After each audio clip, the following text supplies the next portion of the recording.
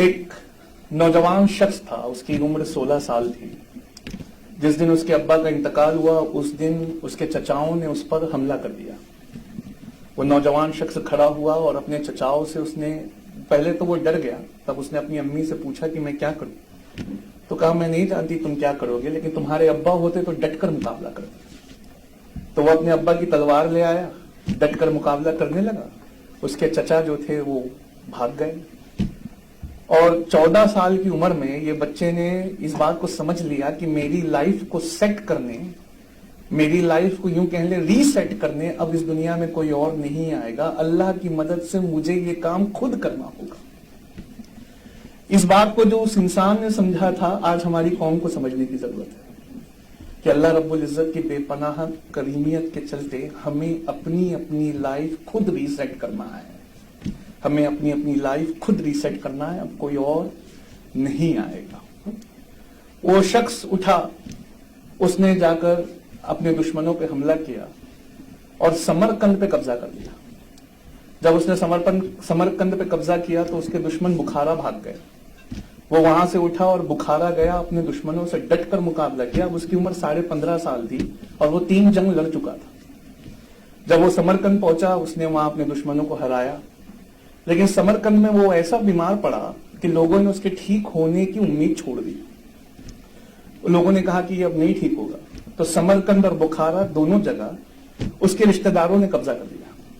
अब वो कहीं का सुल्तान नहीं था, पर वो सहरा नशीनी करने लगा। वो कहीं का सुल्तान नहीं रहा, लेकिन उसने फिर हिम्मत जुटाई, फिर हिम्मत इकट्ठा की।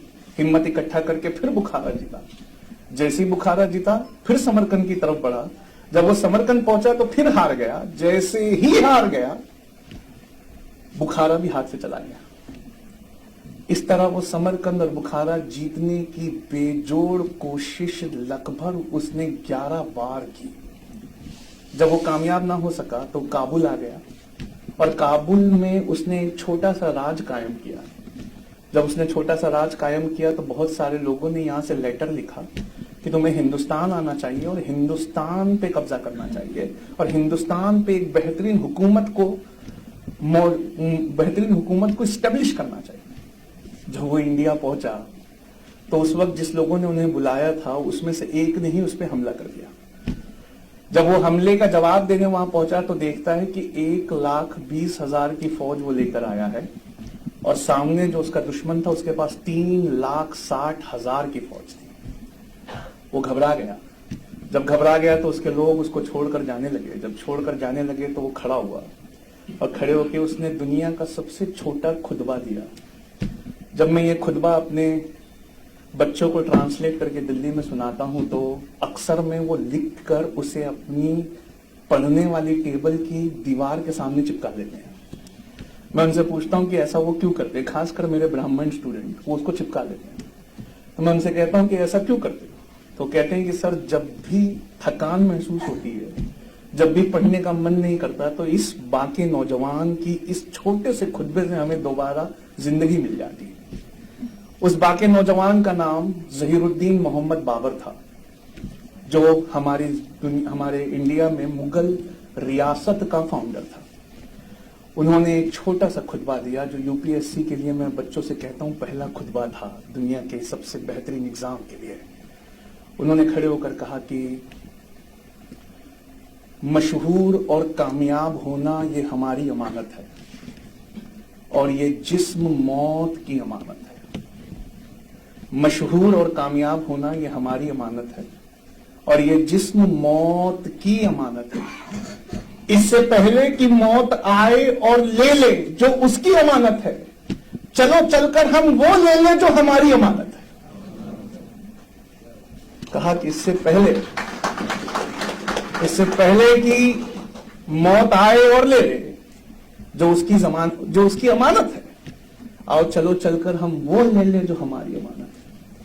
उसके लोगों ने जब ये खुतबा सुना तो उनमें एक जोश का बलबला उठा और उन्होंने डट कर मुकाबला किया और डट कर मुकाबला करने के बाद अल्लाह ने इस बार ऐसी कामयाबी दी कि इंडिया में मुगलिया सल्तनत, वो सल्तनत जिसके मुकाबले दुनिया में फिर कोई सल्तनत नहीं हुई, वो कायम हुई।